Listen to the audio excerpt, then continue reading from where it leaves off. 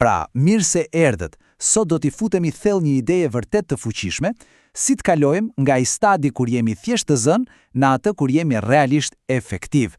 Do fokusohemi specifikisht te 3 zakonet e para, ato që ndërtojnë atë që quhet fitoria personale. Kjo, le të themi, është themeli i çdo leadershipi të suksesshëm. A i keni pasur ndonjëherë atë ndjesin që jeni si një zjarr fikës në punë, që vraponi nga një krizë në tjetrën, gjithë ditën duke shuar zjarre, pa pasur kur kohë as të merrni frymë, e lëre më të planifikoni apo të parandaloni diçka? Po pikërisht ky është ndjesia kur je i zënë, por jo produktiv. Është një sfidë që e hasin shumë menaxhere.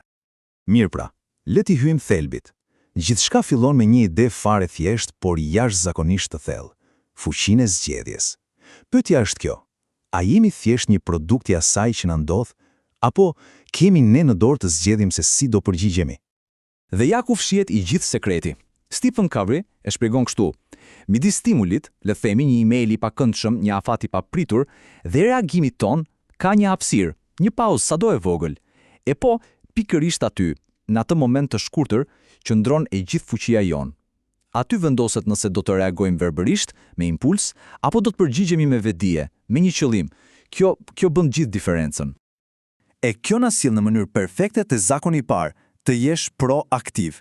Tani, kjo fjalë përdoret shumë, por nuk është thjesht një term motivues që e dëgjon kudo. Jo, është hapi i parë, konkret, për të marrë kontrollin e situatës profesionale. Në thelb, është parimi i përgjegjësisë personale. Shikoni pak si sa interesante është kjo. Mënyra se si flasim tregon gjithçka për mentalitetin ton.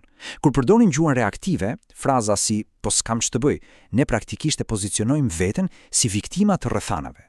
Por, kur kalojmë te gjuha proaktive, kur themi "ok, le të shohim cilat janë alternativat", atëherë situata ndryshon 180 gradë.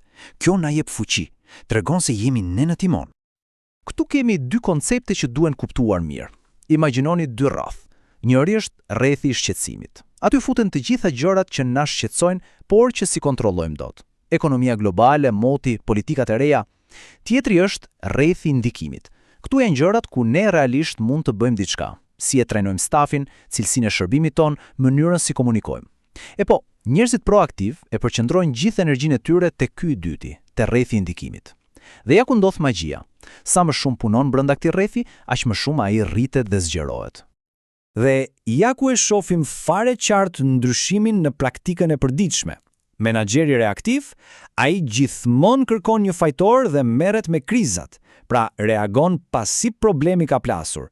Ndërsa menaxheri proaktiv, ai mendon ndryshe, ai parashikon rreziqet, ndërton sisteme mbrojtëse dhe në thelb i parandalon problemet para se ato të ndodhin. Okej, tani që e kemi marrë kontrollin, le të kalojmë te zakoni i dytë. Sepse këtu gjërat ndërlidhen. Mirë, je proaktiv, je në timon, por pyetja logjike është ku po e drejton makinën, ku po shkon? Pa një destinacion, pa një drejtim të qartë, të kesh kontrollin në dorë nuk ka shumë kuptim, apo jo? Ky zakon bazohet në një parim shumë të bukur. Çdo gjë në jetë krijohet 2 herë. Herën e parë krijohet në mendje. Është vizioni, plani, skica. Herën e dytë krijohet fizikisht në realitet. Pra është realizimi. Menaxherët e mëdhenj e kanë kuptuar këtë dhe sigurohen që ai krijimi i parë, ai mendor, të jetë sa më i qartë, i qëllimshëm dhe i lidhur me vlerat e tyre. Dhe këtu kemi një dallim kyç. Zakoni i dytë ka të bëjë me leadershipin, jo me menaxhimin. Tu e shpjegoj me një shembull. Leadershipi është të sigurohesh që shkalla është mbështetur te muri i duhur. Menaxhimi është të ngjitesh në të shkallë sa më shpejt e më me efikasitet. Mendojeni pak. Mund të jesh ngjitësi më i shpejt në botë, por nëse shkalla është e muri i gabuar, çdo hap thjesht të çon më shpejt në vendin e gabuar.